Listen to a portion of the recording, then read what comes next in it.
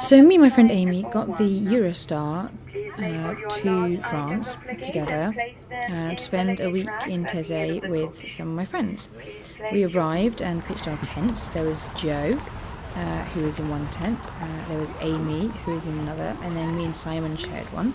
And our first evening, we heard the bells to prayer and went to evening prayer, which we did 3 times a day. And Bible study in the morning. And then I did the choir in the afternoon. Church, if you've never been, looks like this. It's a big space that can take up to 6,000 people sitting on the floor. The brothers sit in that corner in the middle there, so you can see that they've already gone. I always sat on this side because I like that Trinity icon. And what's interesting about the altar area is that they were redecorating it, so if you've ever seen it before, you'll see that's quite different as a space, and it changed over my time there, but that's why you can see that genie there, that piece of equipment.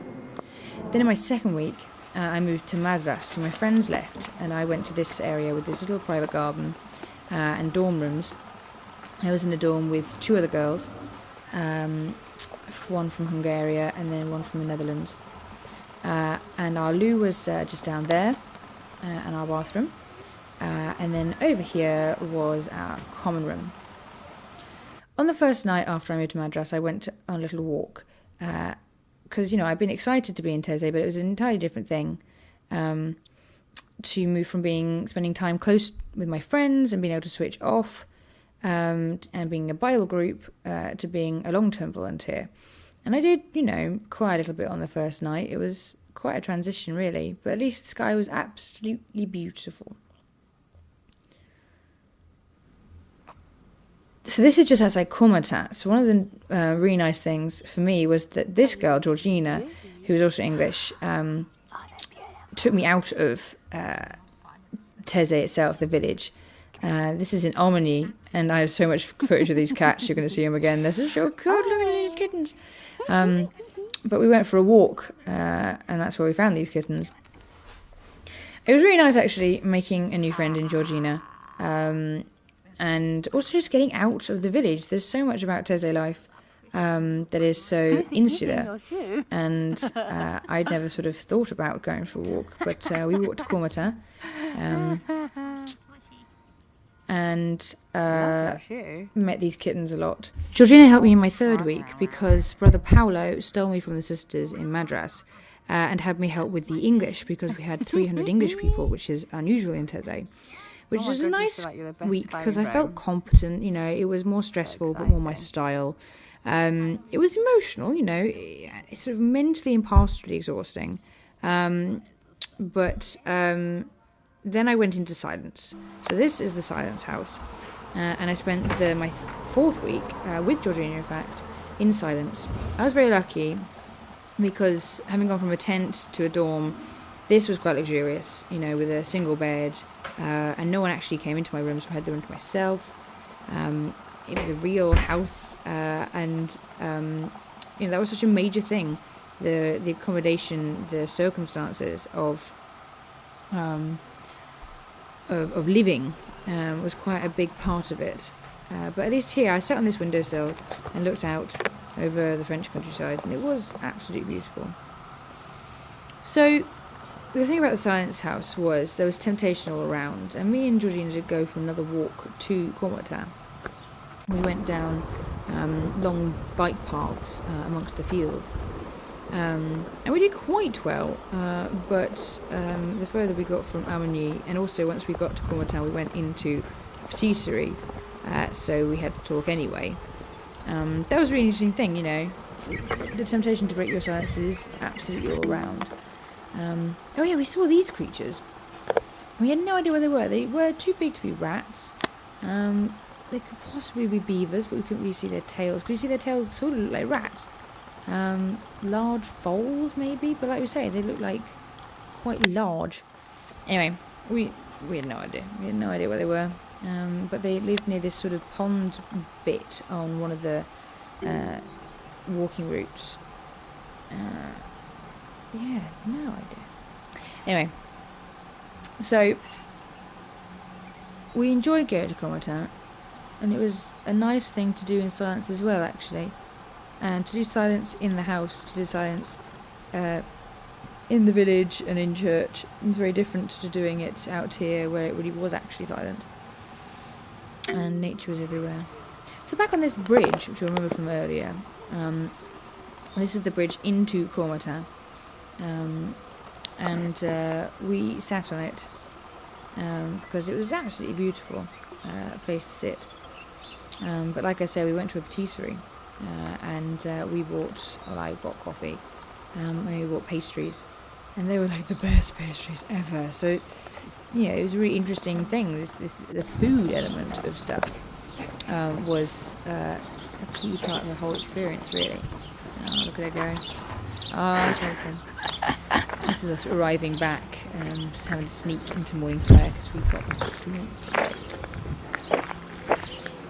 One of the things about the silent week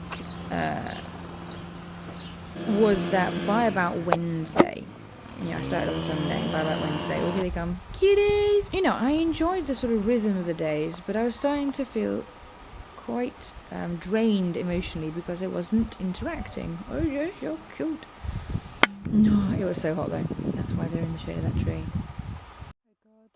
Occasionally I would miss the prayers in Taizé and I would do my Anglican liturgy. And the joy of it was so nourishing. I'm really glad I did that because it really affirmed for me my Anglican sort of roots. And it was a lovely space to do it, not to get all pagan or everything, but to do it. This is the back garden of the silence house that I was reading out the Psalms and things. So, this is my 4th week where I hadn't had any Anglican liturgy and I was really feeling it. The silence week was an opportunity to sort of reflect on that. The other things that I did, apart from the Anglican liturgy, most days in the afternoons I would sit in this garden area and I tried not to interact with anyone even on my phone. Instead, in the first week I'd bought a book that I tried to get through, which was 15 Days of Prayer with Brother Roger. So I would read a chapter of that. I would then do some journal notes to sort of reflect on the day. I would do some Bible study based on the Bible study we did in the morning with the sister. Though I didn't take any of her prayer suggestions, I just took the Bible and the questions she gave us. But the major thing I did was read. I read at least a book a day during the silence week, and that was so lovely to do. Such a lovely place. Sometimes I would contemplate the nature around me, and that was also a lovely thing to do, just to sit and look out and just stop, not really sort of praying, not really sort of meditating, just stopping and giving space to myself and to God, really, and the surroundings should really help that, noticing the wind, noticing the bugs. So one major part of the Silence Week was walking along the roads to church, but I also got an actual walk out into the countryside. It took me 4 hours, and it was 37 degrees, but I took a water bottle with me, and I went through, I saw almost nobody most of the time, and I went through the parts of the rural France that we were in, down lots of these tractor tracks. And as hot as it was absolutely beautiful, and I'm really glad I did it. I did miss dinner, so I had to break my silence and ring Georgina to get her to save some food. But I saw some lovely little features, and there was a bit where I went through quite a heavily wooded area, and that was quite sort of like spooky and cool. It looked sort of abandoned slightly as a track, which was nice.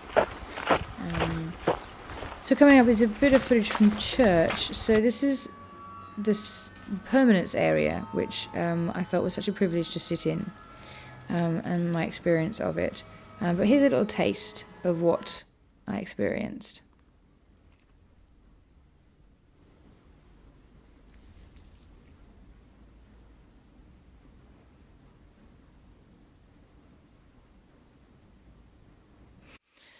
So my 5th week was spent in Madras again, and it was very much a downhill to the end. You know, at the end of my silence week, I was so glad to get back to people and to talk and to emotionally energise myself. And I finally met some boys, which was lovely. I was happy to leave. This is my journey back on the train. I was so tired, and 5 weeks is a long time. But overall, it was an amazing opportunity. I'm so glad I did it.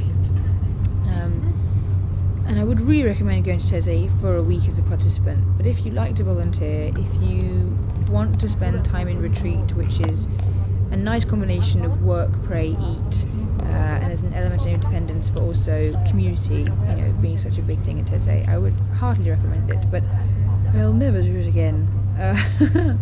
I was so looking forward to getting good food by this point on the train.